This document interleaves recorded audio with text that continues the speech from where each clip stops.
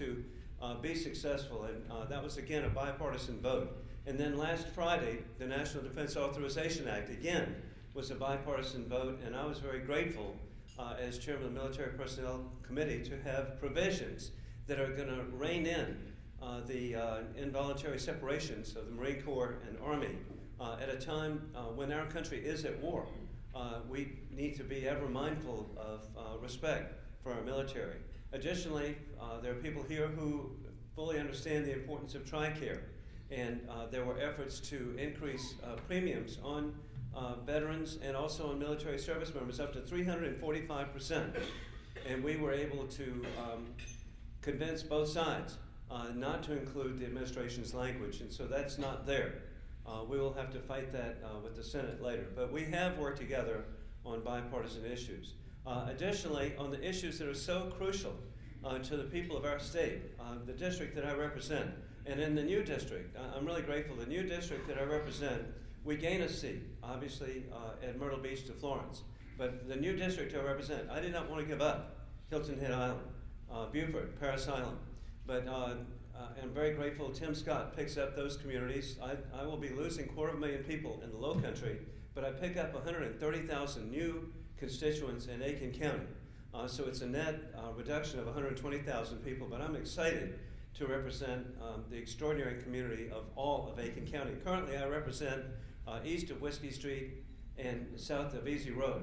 So anyway, it's just, who would ever imagine but now I get to represent all of Aiken. I don't have to explain the geographic areas that I represent, including downtown Montmorency. So the new district, I go from 10 counties to 5 counties. I now live within 1 hour. And Flynn is happy to know I still represent parts of Orangeburg and Barnwell County. So, and I represent what's the equivalent of Richland District 1 to include Fort Jackson. So I'm very, very grateful. I go from 10 counties to 5. And I get to work on issues that are so important like jobs. And I'm so concerned. We know that in our state that unemployment is over 8%, 9%. We know that nationally for the last 39 months, there were promises made that if there was a stimulus that unemployment would not exceed 8%, but it has for 39 months. And I'm trying to work in every way with good people like Dr. Sonny White, who's here. And that is trying to help people get jobs. And I've got communities that I am sadly of the view that it's really an understatement about the level of unemployment, particularly among young people. And that is that for college graduates 25 years of age or younger, we now have unemployment of up to 52%. It's either unemployment or underemployment. So this has just got to be addressed. I've got other communities where unemployment is sadly at least at 20%. But we are working on different initiatives. First of all, in Congress, you hear sadly charges that legislation is not being passed or proposed. It is. And I've got the list right here of over 30 bills that were passed in the U.S. House of Representatives. Sadly, they are in the Senate graveyard, and they're not being considered. I just find that very disappointing, but I work closely locally with the Southern Carolina Alliance, with the also with the Central Carolina Alliance, any way that I can work with the Chambers of Commerce. And I'm really pleased because we have had successes. Part of the successes and really relate indeed to energy issues, and so I'm happy to be highly involved. I'm the only member of Congress who's actually worked at the Savannah River site, and I know the potential there. I know SMR, small modular reactors. This is a technology where we could have a reactor, say at Fort Jackson, to make it self-sustaining, or Guam, on islands around Hilton Head. All of this is very positive, and so I've been working to promote this. And it's truly, I've been working in a bipartisan manner with all of the above energy. This is not new. For the last 4 years, I've been working with Congressman Jim Costa of California, former Congressman Neil Abercrombie, now Governor of Hawaii. We've had a bipartisan working group for all of the above energy. Anything that will work, anything that will create jobs. That's why I was so concerned about what the President was doing with Keystone Pipeline. This is jobs, and it was dismissed as being temporary jobs. And I'd like you to know they're not temporary, they're permanent. You can even, this picture, as far away as you can see, you can actually see this is a tire. I'm at the bottom of the tire, you can't hardly see me.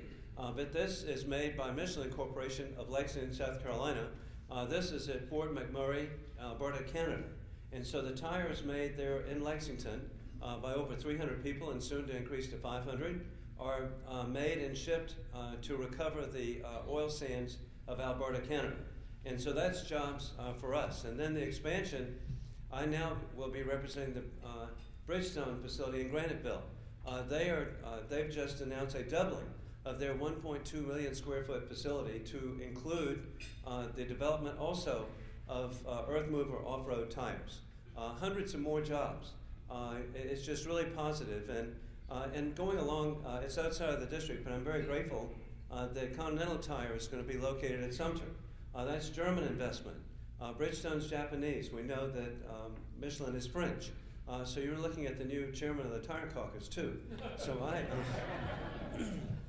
we could be number one. I mean, who would have ever imagined that it was in the media just in the past 10 days that South Carolina is the second largest exporter of tires in the United States, soon to be number one.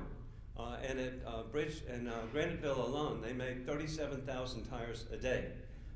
And so this will expand, so JT and Jim can sell more cars with the right tires, South Carolina made tires.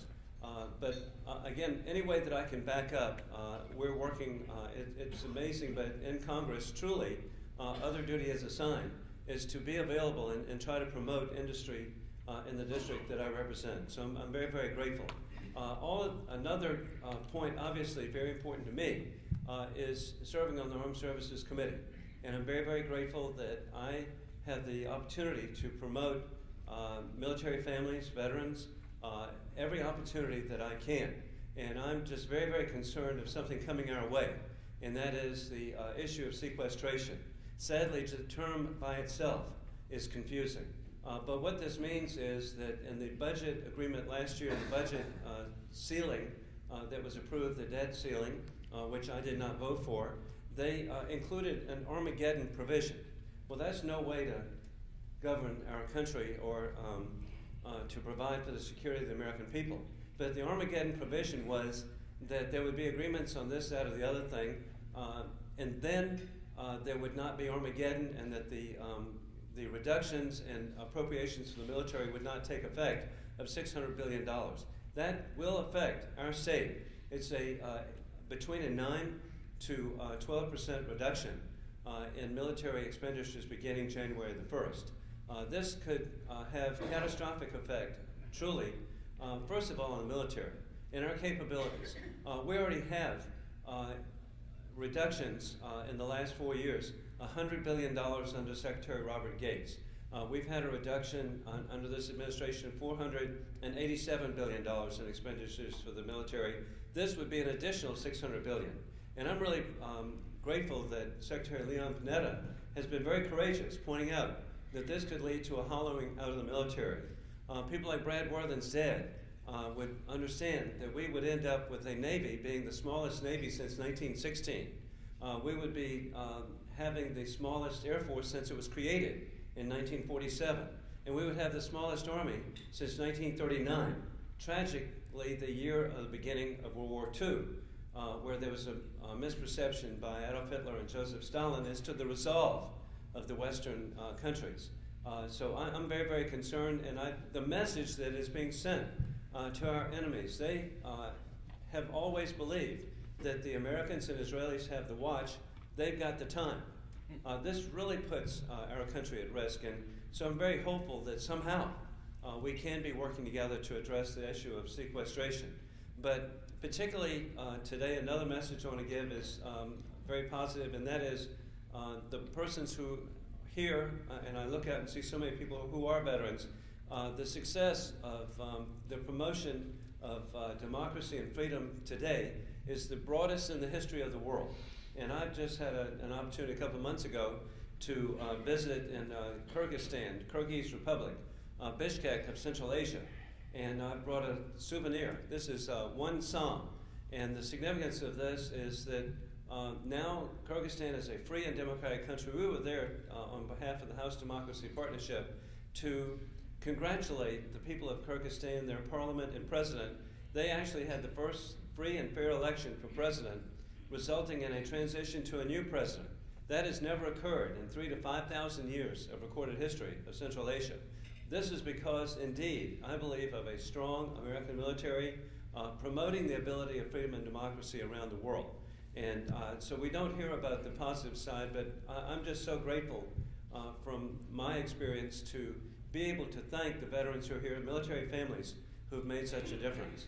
I'm happy to answer any questions, and again, I'm just grateful to be serving in Congress. I want to extend an invitation. Please come up and visit. It's your congressional office, 2229 Rayburn House Office Building. Be honored for you to come up there. You get to see really good people. Sam McEwen is here. His grandson, Baker Elmore, is our military, is one of our legislative assistants in regard to energy issues. So over and over again, you'll see people when you get up there that you feel right at home with. Be happy to answer any questions. Yes, Bernie. Given the horrifying statistics you handed out, does it bother you that 41% of the population who file tax returns, individuals who file tax returns, pay not a dime of tax? And if it does bother you, would your tax plays prevent you from doing anything about it?